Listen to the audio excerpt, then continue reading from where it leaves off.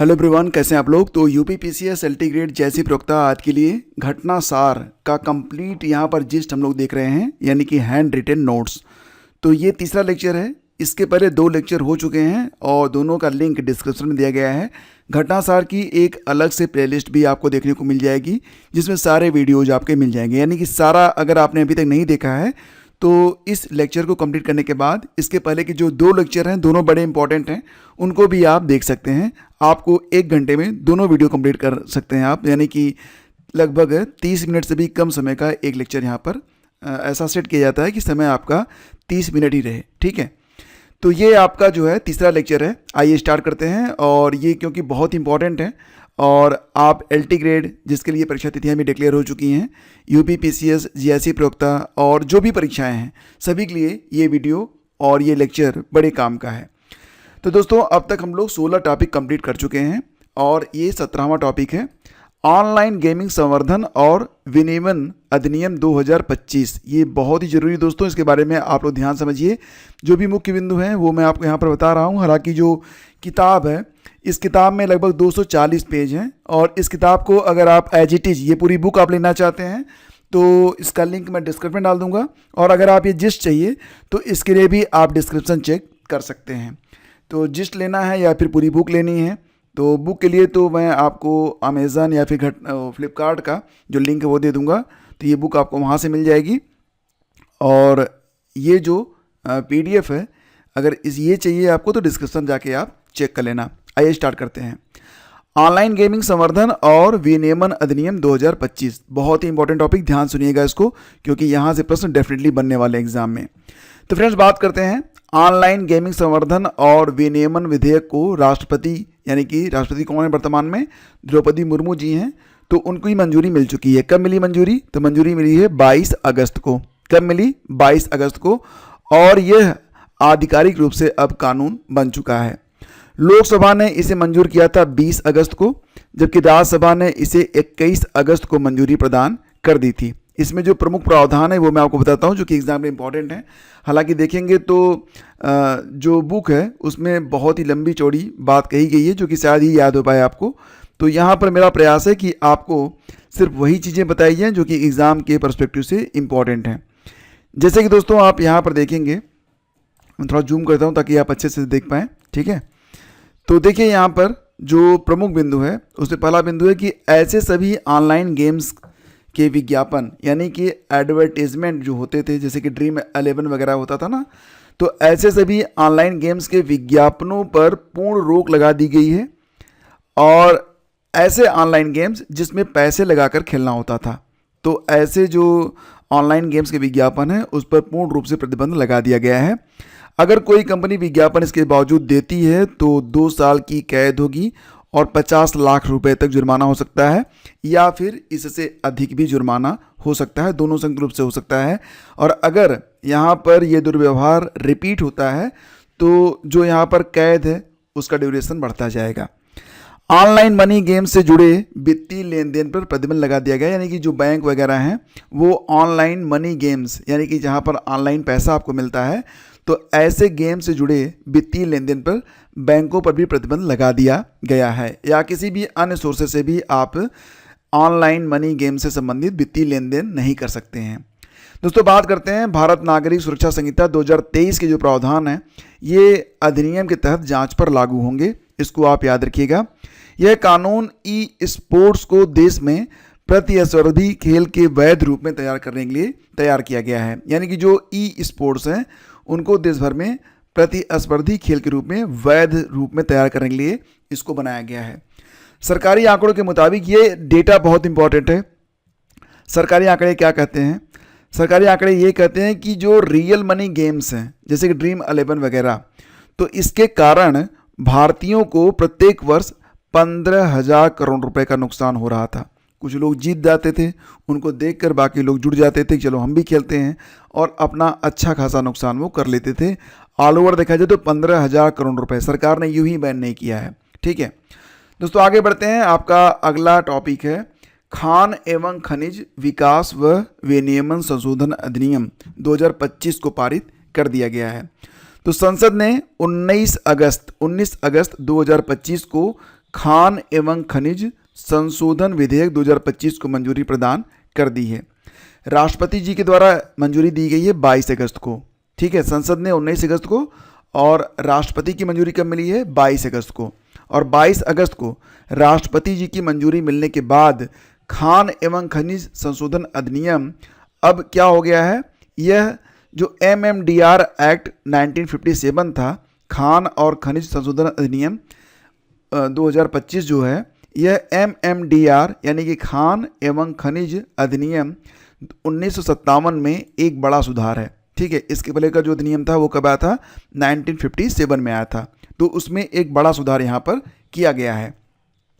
इस एक्ट के तहत राष्ट्रीय खनिज अन्वेषण ट्रस्ट का नाम बदल दिया गया है। तो राष्ट्रीय खनिज अन्वेषण ट्रस्ट, इसका नाम बदल कर दिया गया है राष्ट्रीय खनिज अन्वेषण व विकास ट्रस्ट। तो देख रहे हैं इसमें क्या संशोधन किया गया? राष्ट्रीय खनिज अन्वेषण ट्रस्ट था, अब इसमें व विकास, केवल इसमें ये व विकास वाला जो है विकास शब्द को इसमें ऐड कर दिया गया। अब पूरा नाम होगा राष्ट्रीय खनिज अन्वेषण व विकास ट्रस्ट, ठीक है, जो अब विदेशी परियोजनाओं को भी मंजूरी देगा। इसका मतलब है कि जो परियोजनाएं भारत की विदेशों में चल रही हैं, उन परियोजनाओं को भी मंजूरी कौन देगा? राष्ट्रीय खनिज अन्वेषण और विकास ट्रस्ट, ठीक है। इसकी निधि क्षमता को बढ़ाने के लिए रॉयल्टी योगदान 2% से बढ़ाकर 3% कर दिया गया है। तो मुख्य पॉइंट है, मुख्य बिंदु हैं, वो इसी प्रकार से हैं, ठीक है दोस्तों। आगे बढ़ते हैं। आपका जो अगला बहुत ही महत्वपूर्ण टॉपिक है वो है कि भारतीय प्रबंधन संस्थान संशोधन विधेयक 2025। ये जो बहुत ही जरूरी है, इसके बारे में आप अच्छे से समझ लें। तो दोस्तों, लोकसभा ने 19 अगस्त को और राज्यसभा ने 20 अगस्त को भारतीय प्रबंधन संस्थान संशोधन विधेयक 2025 को पारित कर दिया है, यानी कि इसे मंजूरी दे दी है। और पारित कर असम के गुवाहाटी में, कहाँ पर? असम के गुवाहाटी में नए IIM Indian institute of management की स्थापना को मंजूरी प्रदान कर दी है। तो ध्यान देना कि इसमें केंद्र सरकार का जो वित्तीय सहयोग रहेगा वो कितना रहेगा? 550 करोड़ रुपए। और वर्तमान में देश में कुल कितने IIM हैं? तो याद रखना कि वर्तमान में देश में कुल IIM Indian institute of management कितने हैं दोस्तों? तो ये 21 हैं। और अब ये जो गुवाहाटी में खुल रहा है इसको लेके 22 हो जाएंगे। एक बहुत ही महत्वपूर्ण प्रश्न एग्जाम में आपसे पूछा जा सकता है IIM के बारे में, ध्यान देना इसको, कि भारत बहुत जल्द ही कहाँ पर? दुबई में IIM कैंपस स्टार्ट करने जा रहा है। तो अगर एग्जाम में आ गया कि भारत किस देश में अपना IIM कैंपस खोलने जा रहा है, तो उत्तर रट लो, दुबई आपको टिक करना है, ठीक है दोस्तों। आगे बढ़ते हैं।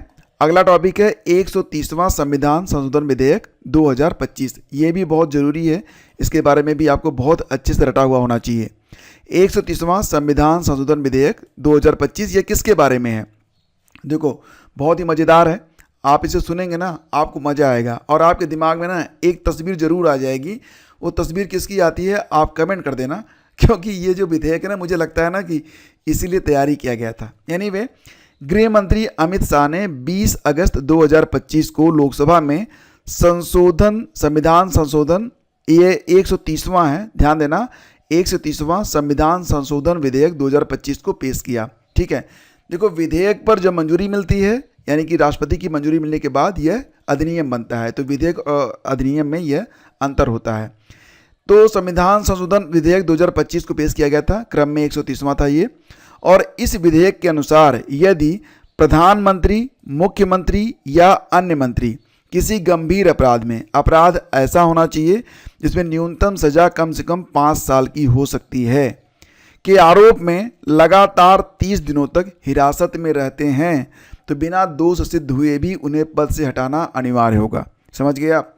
यानी कि प्रधानमंत्री हो, मुख्यमंत्री हो या फिर कोई भी मंत्री हो, अगर किसी पर ऐसे गंभीर आरोप हैं, केवल आरोप हैं, सिद्ध हो ना हो, अगर आरोप ऐसे हैं कि उसमें सजा हो सकती है 5 साल तक की, और अगर वो 30 दिनों तक लगातार हिरासत में रह गए, तो उन्हें उनके पद से हटा दिया जाएगा। और अगर हटाया नहीं जाता है तो ये कानून ऑटोमेटिक लागू हो जाएगा। यह प्रावधान अपने आप 30 दिनों के बाद लागू होगा, यानी कि 31वें दिन तक इस्तीफा या हटाने की कार्रवाई नहीं शुरू होती है तो भी वो अपने पद पर नहीं माने जाएंगे, चाहे वो PM हो चाहे CM हो। आपने देखा था ना, दिल्ली में ऐसा ही हुआ था। तो फिलहाल यह विधेयक संविधान के अनुच्छेद 75, जो अनुच्छेद 75 है, यह केंद्रीय मंत्रिपरिषद से जुड़ा हुआ है। तो यह विधेयक जो है यह संविधान के अनुच्छेद 75 में नए संशोधन कर नया उपखंड 5A को जोड़ेगा, ठीक है। और रिहाई के बाद अगर मान लेते निर्दोष पाए जाते हैं या नियम से अगर लगेगा कि हाँ वो अपने पद पर आ सकते हैं, तो रिहाई के बाद उनकी पुनर्नियुक्ति होगी। लेकिन अगर 30 दिनों तक वो जेल में रह गए, हिरासत में रह गए, तो पद से उन्हें हटना पड़ेगा, अपने आप ही हट जाएंगे वो, ठीक है, ये ध्यान रखना। अगला है फिजी के प्रधानमंत्री ने भारत की यात्रा की, कब की थी? 24 से लेकर 26 अगस्त 2025 तक 3 दिनों की यात्रा पर थे अपने एक उच्च स्तरीय शिष्टमंडल के साथ। ध्यान देना कि फिजी के प्रधानमंत्री जब भारत आए, उनका नाम क्या था? Shri Sitiveni Ligamamada Rabuka, Shri Sitiveni Ligamamada Rabuka, जो कि फिजी के प्रधानमंत्री हैं। तो फिलहाल जब वो यात्रा पर आए थे भारत की, तो भारत और फिजी के बीच कितने समझौते हुए? 7 समझौते हुए हैं, जो बहुत ज़रूरी है। कितने समझौते? ये संख्या याद रखना, 7 समझौते हुए थे, जो कि ये जो समझौते हैं वो रक्षा पर, स्वास्थ्य पर, शिक्षा, व्यापार, ग्रामीण विकास पर किए गए थे। फिजी की समुद्री सुरक्षा के लिए प्रधानमंत्री मोदी ने फिजी को आश्वस्त किया है कि वो उनको ट्रेनिंग देंगे और उपकरण भी प्रदान करेंगे। तो दोस्तों फिजी के सुआ में लगभग 100 बिस्तरों वाला मल्टी स्पेशलिटी अस्पताल खोला जाएगा। भारत ने आश्वासन दिया है फिजी को कि सुआ में हम 100 बिस्तरों वाला एक मल्टी स्पेशलिटी अस्पताल को खोलेंगे। फिजी में जन औषधि केंद्र भी खोला जाएगा भारत के द्वारा। और फिजी ने भारत की यूनाइटेड नेशन में अस्थायी सदस्यता के लिए पुरजोर समर्थन किया है। ये बहुत ज़रूरी है, इसके बारे में आप जानें, ठीक है फ्रेंड्स। अगला टॉपिक है जनजातीय कार्य मंत्रालय का आदि कर्मयोगी अभियान, ठीक है। तो ये जो आदि कर्मयोगी अभियान है ये शुरू किया गया है जनजातीय कार्य मंत्रालय के द्वारा। कब शुरू किया गया? 19 अगस्त 2025 को। इसका उद्देश्य है जनजाति समुदाय सशक्तिकरण, ठीक है दोस्तों। माना जा रहा है कि यह दुनिया का सबसे बड़ा जनजाति नेतृत्व कार्यक्रम है, जो 1 लाख जनजाति प्रधान गांवों में 20 लाख परिवर्तनकारी नेतृत्वकर्ताओं को संगठित करेगा। मतलब 1 लाख ऐसे जनजाति गांव जो जहाँ पर जनजातियाँ जो है प्रधान रूप से पाई जाती हैं, तो वहाँ से 20 लाख परिवर्तनकारी नेतृत्वकर्ताओं को संगठित किया जाएगा। यह पहल जनजातीय गौरव वर्ष का केंद्रीय हिस्सा है, ठीक है फ्रेंड्स। आगे बढ़ते हैं और बात करेंगे बिहार के पटना पूर्णिया एक्सप्रेसवे को केंद्र सरकार ने राष्ट्रीय एक्सप्रेसवे का दर्जा प्रदान कर दिया है। तो ध्यान देना, बिहार का जो पटना पूर्णिया एक्सप्रेसवे है इसको केंद्र सरकार ने नेशनल एक्सप्रेसवे का दर्जा प्रदान किया है। तो बिहार की सबसे महत्वाकांक्षी सड़क परियोजनाओं में से एक पटना पूर्णिया, कहाँ से कहाँ तक? पटना से लेकर पूर्णिया तक जो एक्सप्रेसवे बन रहा है उसको केंद्र सरकार ने अगस्त 2025 में औपचारिक रूप से राष्ट्रीय एक्सप्रेसवे नेशनल एक्सप्रेसवे का दर्जा प्रदान कर दिया है। सड़क परिवहन एवं राजमार्ग मंत्रालय यानी कि MORTH ने अधिसूचना जारी कर इसे नेशनल एक्सप्रेसवे 9 NE9 के रूप में डिक्लेयर किया है। यह बिहार का पहला ऐसा एक्सप्रेसवे है जो पूरी तरह राज्य की सीमाओं के भीतर बनेगा। कहाँ से कहाँ तक? पटना से पूर्णिया तक, ठीक है दोस्तों। इस परियोजना की घोषणा के बाद से काम तेजी से हो रहा है। राज्य सरकार इसे समय पर पूरा करने के लिए केंद्र को हर जरूरी सहयोग दे रही है और आगे भी देगी। और इस परियोजना से राज्य की सड़क संरचना को नई दिशा मिलेगी। इसके शुरू होने पर पटना से पूर्णिया की दूरी केवल 3 घंटे में ही पूरी हो सकेगी, तय हो सकेगी। और दोस्तों इससे सीमांचल क्षेत्र जो हैं उनके सामाजिक और आर्थिक गतिविधि को तो नई गति मिलेगी ही मिलेगी। करीब 250 किलोमीटर लंबा पटना पूर्णिया एक्सप्रेसवे NH-22 के मीर नगर अरेजी यानी कि हाजीपुर से शुरू होकर पूर्णिया जिले के हंसदा में NH-27 यानी कि ईस्ट वेस्ट कॉरिडोर तक बनाया जाएगा। तो इसकी कुल लंबाई कितनी है? 250 किलोमीटर 250। और ये शुरू कहाँ से होगा? तो दोस्तों ये शुरू हो रहा है आपके अरेजी हाजीपुर से, ठीक है। और कहाँ तक जाएगा? पूर्णिया जिले के हंसदा में NH-27 तक। यह मार्ग नरहरपुर, हरलोचनपुर, वाजिदपुर, सरौजा, रसना, परोरा और फतेहपुर से होकर गुजरेगा।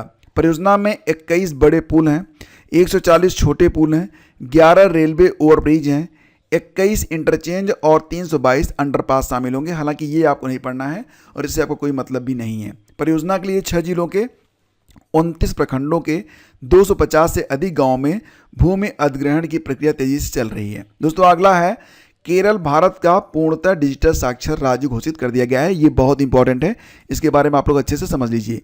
केरल जो है भारत का पहला पूर्णतः डिजिटल साक्षर राज्य घोषित कर दिया गया है। ठीक है, तो फ्रेंड्स केरल ने ऐतिहासिक उपलब्धि हासिल करते हुए स्वयं को भारत का पहला पूर्णतः डिजिटल साक्षर राज्य घोषित किया है। मुख्यमंत्री कौन है? पिनरोई विजयन।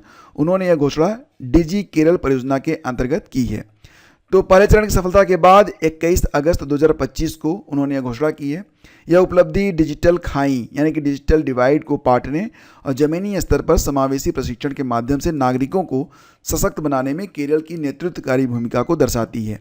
1.5 करोड़ व्यक्ति शामिल किए गए, जिनमें 83.46 लाख परिवार में सर्वेक्षण किया गया। 21.88 लाख डिजिटल रूप से निरक्षर व्यक्तियों की पहचान की गई है। इसमें 21.87 लाख लोगों ने प्रशिक्षण और मूल्यांकन सफलतापूर्वक पूरा किया। तो ये सफलता दर कितनी रही थी? 99.98, लगभग 100% मान चलिए। कार्यक्रम का सबसे उल्लेखनीय पहलू यह था कि हर आयु वर्ग की भागीदारी इसमें थी। यहाँ तक कि 104 साल की प्रतिभागी एम.ए. अब्दुल्ला मौलवी बाकवी ने भी अपनी ट्रेनिंग पूरी की है। तो दोस्तों ये सारे पॉइंट्स आप नोट कर लीजिएगा। पीडीएफ के लिए आप लोग डिस्क्रिप्शन चेक कर लीजिएगा, आपको पीडीएफ दे दी जाएगी। अगर आप ये हैंड रिटन नोट्स चाहते हैं तो आपको पीडीएफ मिल जाएगी, जिसके लिए डिस्क्रिप्शन में आपको कुछ चीज़ें बताई गई हैं, आप वहाँ पर जाकर उसे देख लीजिएगा। ठीक है, थैंक यू, मिलते हैं आपसे अगले लेक्चर में। हैव ए ग्रेट डे, जय Hind. Please do like and share.